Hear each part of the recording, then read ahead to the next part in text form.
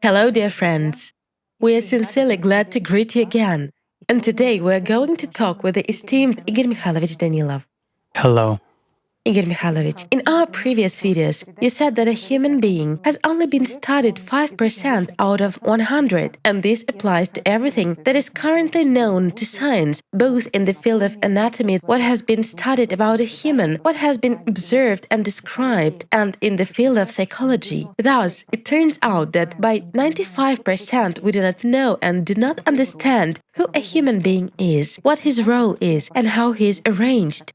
In just the same way, if we speak fractally, the picture repeats itself at the level of our understanding of the universe. Scientists say that 95% of our universe is made up of something that is almost unexplored by us. It is some kind of dark matter and dark energy. So it turns out that the picture is the following, that we, as humans, understand almost nothing about the structure of this world. We understand nothing about the structure of ourselves. We are faced with a lot of challenges and a lot of tasks. And nowadays, more and more often, the following reflections and thoughts sound among people. What if this world in which we currently live is not so real? Because nowadays we have advanced in creating computer games, in creating a virtual reality that is very much similar to this reality we inhabit. But what if this world is only a game invented by someone, and the question arises, then who is playing us? I'd like to read out loud just a couple of people's thoughts which they share with each other around the world. Life seems unreal lately. Since childhood, it seems to me that I do not live but train before real life, whereas when real life comes, everything will get better and be normal. I feel like I'm in a game. I don't see meaning in anything here, or like I'm in a dream that I cannot wake up from. A terrible dream has lingered for too long. The following question arises, Igor Mikhailovich. Why are such thoughts that this world is an illusion so widespread precisely nowadays? Well, as of today, this phenomenon is conditioned not only by the development of technology, first and foremost, but also by other factors. Again, that very climate change. After all, people do feel that very situation, let's say, in our everyday life, in regard to geopolitics, economics, and many other things. Threats are coming from everywhere, but inside, a person feels something different. And this split between personality and consciousness leads to such subjective perceptions of this world as illusory. There is also another factor, double and triple standards, and many other things. One thing happens in life, but we are told something completely different. They promise one thing, but something completely different happens. When the truth begins, let's say, to be called a lie, while lies begin to be imposed as the truth. And this situation, which really drives a person into a state of, I would say, anxiety, to put it gently, leads to the point that a person begins to pay attention to his inner world. Having no experience and no knowledge, a person begins to think, to peer into himself, and, of course, he comes to understand that not everything is as it should be, and that the world is not at all the way it should be. And the scariest thing for people is that they start feeling as personalities. And when they start feeling as personalities, they realize that this is not the situation in which they should be, that this is wrong. It's like a fairy tale in general, or a fantasy, or, let's say, a virtual reality that surrounds them. Also, what does a person feel? Again, friends, we are talking about the third and the fourth types. More, even the fourth type. What does he feel when he perceives his consciousness and begins to understand that it is exactly his consciousness that starts shaping the world which we are accustomed to in our everyday life? Well, as personality, he understands something different, and he feels something different. He feels a different world, the one where what prevails here doesn't exist. I mean, negativity. And this kind of situation, let's say, actually generates these states in people. There are a lot of people who really describe such states, that they as if observe this world as if they're behind a glass, and in general, this world is a little bit two-dimensional. They suddenly realize that those feelings which they experienced, love, joy, excitement, some kind of inspiration, all of a sudden, they no longer evoke any enthusiasm at all. Those goals and those dreams which people used to set do not turn on positive emotions or good feelings in them. In other words, people understand that everything seems to be meaningless. Some people don't know what to do about that and load themselves with all sorts of bustle and mundane vanity. Just to escape from those perceptions through feelings. Right. Why? Because a person begins to feel and understand that he is much greater than just a two-legged creature, or, let's say, a participant of contemporary events, that he is, first of all, a human, and everything should be different, while the world is the way it is. For this very reason, a person feels like in a dream that something is wrong. It's not right. It shouldn't be this way. And even those emotions, as you've said, which used to captivate and inspire a person, now he understands their illusory and transient nature, that they are really sort of imposed. Moreover, he understands that this world actually imposes on him not what should be here at all, but he doesn't know what. And that's the biggest sadness for those people. A huge dissonance and even some kind of panic arise because Of one course. doesn't know what to do about that. And what can our modern medical care psychologists and psychiatrists recommend? They themselves do not know how to help a person. They suggest grounding him. Well, this is somehow... You know, it is easy to make a diagnosis. Yes. To give some pill to calm a person down and lull him so that he thinks less about that. But there is a problem. Pills, yes, they work. I understand. However, when a person awakens as personality, spontaneously, due to inner observations and reflections, pills do not work. Then a more serious diagnosis is already made. Igor Mikhailovich, when they want to ground people, tentatively speaking, so that they focus on the taste of food they eat, many suggest that people feel something tactily, or an advice is given to put a rubber band on a wrist, And snap with it, right? snap with it, and so on. In other words, it turns out that we're basically being treated for sanity in some way. 100%. Not knowing about spirituality, not knowing how a human is arranged, and in general, not knowing who a human is. Let's start with that. After all, a human is not a body, a human is not consciousness, he is much more superior. A human is exactly the one who wakes up and doesn't understand where he is and why he is there, and he doesn't understand what this world is for. It's just a spontaneous awakening. At this very moment, those methods are offered to put a rubber band on the wrist in order to bring a person back and suggest that this is your body, this is your consciousness, these are your thoughts, right? You know, it's like a lamb that breaks away from a stall. It runs around and frolics, but they try to drive it back so that it would be like all others and wouldn't stand out. Why? Because such a person is dangerous. What is this done for? If someone free appears, he can destroy the whole system with inconvenient questions and, again, with his own reflections and observations. He fails to find answers in religion and doesn't get satisfaction from politics. Well, again, my friends, how can a sane person who has inhaled at least a little bit of freedom treat such proposals as cannibalism, which are being imposed nowadays? After all, cannibalism is literally being imposed on us, and they say that it's a good thing, so far jokingly and unobtrusively, but already affirmatively. In fact, this is the Overton window, and everyone knows where this leads to. In the same way, other programs were started, which used to frighten, but now they are already at the legislative level. And you cannot say even a word against them. Well, again, why do they turn people into zombies, into animals? Thank you so much for this question. It is very important. Who benefits from that? Okay, let's those who promote such things eat each other, but who benefits from masses of people eating one another? I'll put it as follows. Those in whose hands are the fodder and the whip. What does it give them? Power. When people cross this borderline? Power.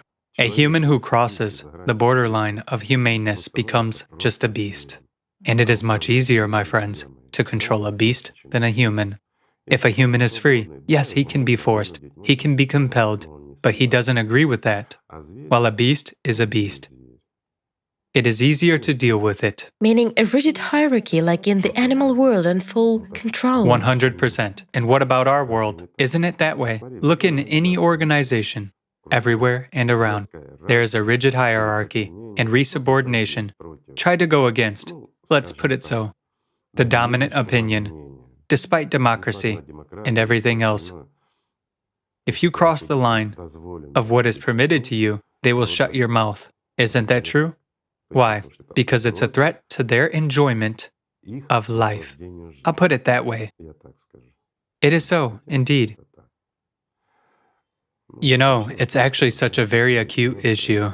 But I very much like that a lot of people are building a society in which humaneness will actually prevail. That's the most important thing, yes. The creative And society. I very well remember what you said in the previous videos, that we need to give this world back to the alive. These words have resonated so deeply. It is such a very multifaceted phrase from different perspectives. You understand how important it is for people to become aware of and feel this life, first of all, in themselves. And there are more and more people who, in some different ways, but at least understand that they are much more than just a body. Of course. And I also wanted to discuss with you, Igor Mikhailovich, the experience of one woman, a neurobiologist, who suffered a massive stroke, and she actually saw how consciousness, so to say, loses certain functions. So she described the following experience, which helped her to feel maybe God or the state of nirvana, because she had previously been an unbeliever. And she describes the following. At that moment, she felt peace, grace. All the dialogues in her head had stopped. The thoughts that were constantly activating and attacking her completely subsided, quietened down, and that she experienced some kind of a feeling that people achieve during spiritual work on themselves, let's say. She also talked about her sort of sensation of boundlessness, that she had lost the distinction between her own body and that surrounding space, that she had been as if between two worlds, between this real world and some esoteric world, as she calls it. And this very state of expansion is compared to the state of enlightenment. But is it really so? What kind of a state is this at all? What kind of experience has this woman had? Well, let's start with the fact that this woman had a stroke, and the left lobe of her brain was simply disabled. Well, this is for understanding. Is it possible to reach a state of bliss by disabling the left hemisphere? For a very short period of time.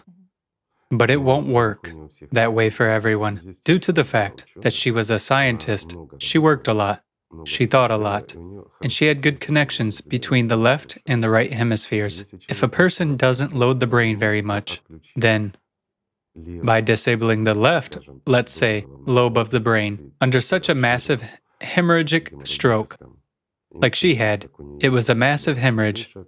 It's unlikely that an untrained person would survive. I'll put it so. You see?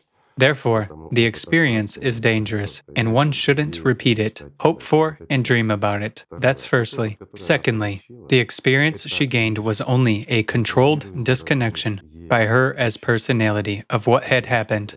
She received information about this world, but she received it directly from secondary consciousness and, again, in very little portions. Primary consciousness was practically non-functional in that case.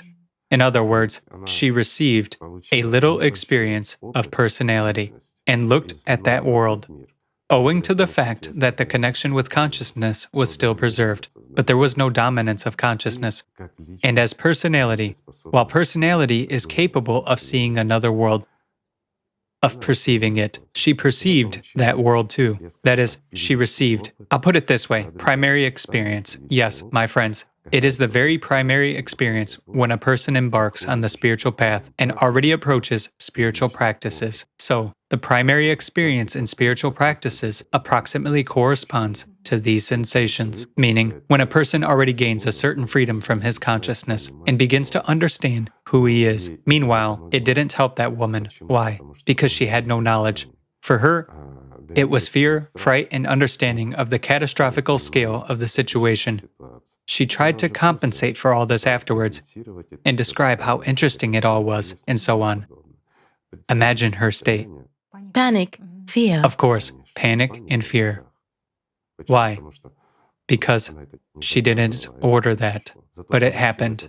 But after gaining this experience, she became convinced of not quite the realness of this world, but which is real for us when we are, again, here and tied to here in the third dimension. It is very surprising that various religions describe this out-of-body experience, which she also described, that this is a state of enlightenment. In fact, a lot of people have experienced this in their lives, and many of them more than once, especially in childhood, when one has this feeling of voluminousness, of being much bigger and going beyond the boundaries of this body. Yes, maybe at that moment it was some kind of a state, partly a state of sensual ecstasy and a state of not wanting to go back into that body because you didn't even want to move, so as not to scare this feeling away. And you really wanted to return to this state in the future, in your lifetime. But when you already follow the spiritual path, and all of a sudden this feeling comes to you again, you realize that this is merely some side effect. Nothing more. And that this is just some kind of an initial stage on the path. But in many religions, she's right. This is elevated as the ultimate point. You see, people spend their entire lives to encounter the first effects. Yes, regarding religions, where people indeed devote a lot of time to at least encounter these first effects of out-of-body experience, I very well remember how you said that this is actually very easy to do. It is enough just to close your eyes and feel that you are something greater, at least that you are not just a body, but you are an energy structure. You see, some religions study this. They study this structure by observing it from the inside. Then they try to study their consciousness. When a human has personality, while bypassing primary consciousness, let's say, he pays his attention to secondary consciousness during practice, and he sort of shifts into this secondary consciousness, and the effect of a tremendous expansion arises there, and a person indeed has a sense that he is in nirvana, meaning in the absolute. He has sort of already merged with the boundless space, with the system itself, with the boundless space. Do you know what is interesting in these states? A person knows the answer to any question. Everything is known. Any question, and he has the answer, except the spiritual, of course. And this is true. There are no answers to spiritual questions there. There are parables, fairy tales, stories, various experiences, and fantasies of all those who told this from the system. who enriched Absolutely right. the system. Yes, but there's no truth there. Instead, there are the material answers there. Do you know what the phenomenon is? What is it? When a person comes back from there, he knows that he knew everything, and he has this aftertaste. But if he was stupid before he entered there, he comes back again and becomes stupid again. He can bring nothing here. Nothing. Even the multiplication table will also have to be learned because he uses what he educated, his consciousness. You know, as they say, you cannot cram more into less. Therefore, you won't be able to bring knowledge from there in any way. That is why pridefulness probably pushes a person there for this omniscience in order to dive into this ocean of the absolute. You know, Shaitan pushes him there because the person experiences pridefulness there. He experiences a state of, as they say, divinity. Why did they begin to deny God? They began to exalt the mind, It is because of these states when a person understands how particles move, how worlds are formed. But do you know what he doesn't understand? He doesn't understand who is moving this and what is being done. Yes, he feels his own impact and engagement. This elevates him to the skies. Well, he is a proudling. Proudlings, egoists, and unfortunate people who form themselves as subpersonalities. But there is another branch in this religion, where in addition to careful attitude, let's say, towards all living beings, they also form love in themselves, love for another person. Compassion for others, right? Right. These people waste their lives on attaining peace after the death of their physical body. And they are the prevailing majority compared to those who want to become omnipotent. They have such an understanding that Buddha is, well, he's a part of the cosmos. It is when you are there, only being here. When you are here with such a scope of knowledge and that kind of mightiness, those are funny people too. Igor Mikhailovich, but if we actually speak of some strands and branches of the religion which we are now talking about, without voicing what religion this is. Everyone will understand anyway. Yes. People are actually smart, right, friends? The following question arises. The state of peace in which people reside during the day, this kind of harmonization with the space, balance, and sort of an equable state, does it give the state of peace there? Of course not. You can even stand on your head all day long, or do whatever you want. In order for a human to earn peace after death, he has to give 10% of his attention to the spiritual world through love. Exactly love, not this kind of peace. There's the only entrance. Love. True love at that. Pure Allat has to flow. Only through love can a human receive Allat. There is no other way. Love grants Allat. If there is no love in a human, there will never be Allat in him. But a human can have a different kind of love, the one we learned since childhood.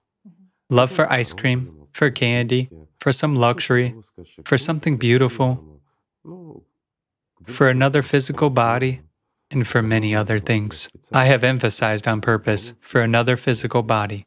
But what gives life is the spiritual. It is the love of personality for personality, of a soul for a soul, not in fantasies, not in hormones, not in anything else, and not in body dependence, but in reality. When a human as personality sends love, forms it, let's say, even from anti-Allat, well, it is easier for women, but nowadays, far from all women have experienced even once in their lifetime what true Allat is, so to say. I think there are just a few of such women, to be honest. Isn't this true? Although women are the source of Allat, however, this opportunity is closed for them. Why? Because they live by earthly things. That's the trouble, you see? Whereas for men, it's a problem in general. Men do not generate Allat, yet they can convert and accumulate it. I mean, convert anti-Allat into Allat. You and I discussed this. Yes, that they send anti-Allat there. When a person really forms love for God, love for Allah, not to the dictation of Shaitan, but from his soul, and when he directs 100% of his attention to love for Allah, that's when anti-Allat turns into Allat. This is really within God's power only. But in return, even a man receives Allat, which he can accumulate. And if he doesn't spend it on gifts to Shaitan, like God has sent it to me. Hey Shaitan, look how rich I am. Meanwhile, a lot of people actually do that. Yet if a person preserves it and gives it back to Allah, he receives 100 times more. But it should always be given back. Then you gain life or peace, at least peace. This is very valuable. Well, we discussed this subject. Igor Mikhailovich, thank you very much for these explanations. Because, even within the framework of those religious strands and branches, we realize how many people there are who really sincerely devote their lives to the spiritual path. It is such a pity. They are very disciplined. They can perform some practices on a daily basis. They definitely choose not even the material world sometimes, but exactly following the spiritual path. That's where the answer is hidden. And that doesn't lead them anywhere. Do they really follow the spiritual path? Is this really what they have chosen? They listened to fairy tales from the same people as they are at the moment. About what? About mightiness, strength, and power. Do they actually seek God's love? No. Do they strive for life? No. Yet, whatever the goal is, that's what a person is like. If a person has no goal, he doesn't live. He's an aimless creature. Well, the devil sets 1,000 goals for him every day. But a human should live by the only goal. He has one life and one goal. Which one is up to him to choose? However, after listening to this, like the omnipotence person rushes not towards God, he rushes towards Satan. This is really so. I'll put it as follows. Such people are slaves, Shaitan's slaves, slaves of the prince of this world. Don't they know about that? A simple question. Don't they realize that? They feel that they are going in the wrong direction, that what they are doing is meaningless. After all, they have emptiness inside, but they try to compensate for this emptiness exactly with the state of nirvana, fusion with the cosmos. They want to merge with Shaitan. Well, when I speak in religious terms, I find it funny myself. It is truly funny. Whereas if we look from the perspective of physics, what do they want? They want to become a unified information field, don't they? But they are limited. They cannot become a unified information field. I'll put it simply. Can your gadget become a unified internet? No, it is limited, of course. You can write something there. You can read something from there. But it will never become the internet because it's a huge network. That's how it turns out. Friends, that desires and easy tricks from Shaitan, which people get, actually lead to this. They carry people away. And do you know what the problem is? The problem is that their experiences and their fairy tales affected other religions as well. Just recently, I listened to a hero monk. I gave you to listen to him. You started smiling. Who was telling almost the same nonsense, how they dry sheets on themselves and say that this is spirituality. That He boils a bath. Yes, he was carried away in general. He fought the devil so much. He's such a hero. A man gets into a cold bath and water begins to boil up under him. That's how he fought the devil. He's such a saint. He has no unholy bone in his body, Yes, a sheer boiler. Do you know what the funniest thing is? Yes. That a lot of fools, Listen to him. there is no other way to put it, they listen to, believe, and admire this idiot. Well, as long as we live by primary consciousness and perceive this nonsense from everywhere by means of primary consciousness, and as long as we are controlled by secondary consciousness, we will never become a human with a capital letter H as personality. We will never become equals among the equals. After all, how many examples have there been? Buddha. He really told the truth. We won't list all of them. Jesus. Who can be superior? The last prophet. The best among people at all times. What else do people need? No. Shaitan says this is wrong. Shaitan says the prophets could be mistaken. This man or that man, or the man who wanted to kill them, or who killed them, that one is a saint. Right? Isn't it so? Unfortunately, it is. Look how he deforms our consciousness. Shaitan says, love is good. Fine, everything is great. Love each other. Why does God need your love? If He gave you the opportunity to love one another, not with that love, not with true and real love, but with a simple, mundane love, like one dog loves another. They have loved each other and run away. Isn't that so?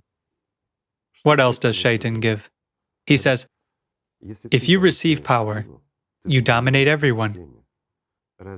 Can you have power over the crowd without God's blessing? Only God gives that power. Isn't that so? It is. It's the Lord's favor. Right. The prince of this world, who endows his slaves with power, says that.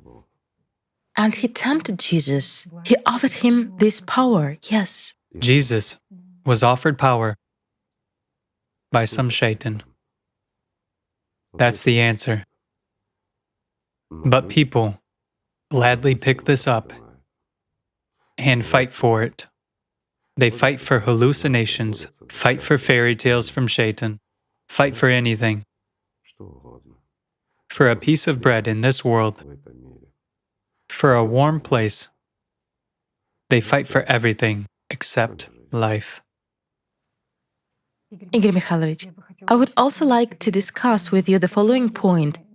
A lot of people really spend their lives on achieving the state of thoughtlessness. But when they face this thoughtlessness, even for a short period of time, as they say, now there is absolute calm, thoughtlessness like a glassy lake. They realize that there is actually no love. So what are they doing wrong? Or what would you recommend to such people? Is it possible to achieve this total thoughtlessness in this life? Basically, that which many people devote their whole lives to. It's a good question, right? But we will answer it next time, friends. Thank you for being with us. Let's just love each other sincerely and truly, and not the way Shaitan suggests to us. And let's rather strive to live than observe this illusion through the prism of various demons. Thank you. Thank you very much, Igor Mikhailovich. Thank you, friends. Thank you for understanding, and thank you for striving. When life is felt in you, it becomes much more pleasant to the spiritual world, and this world gains a meaning. Thank you.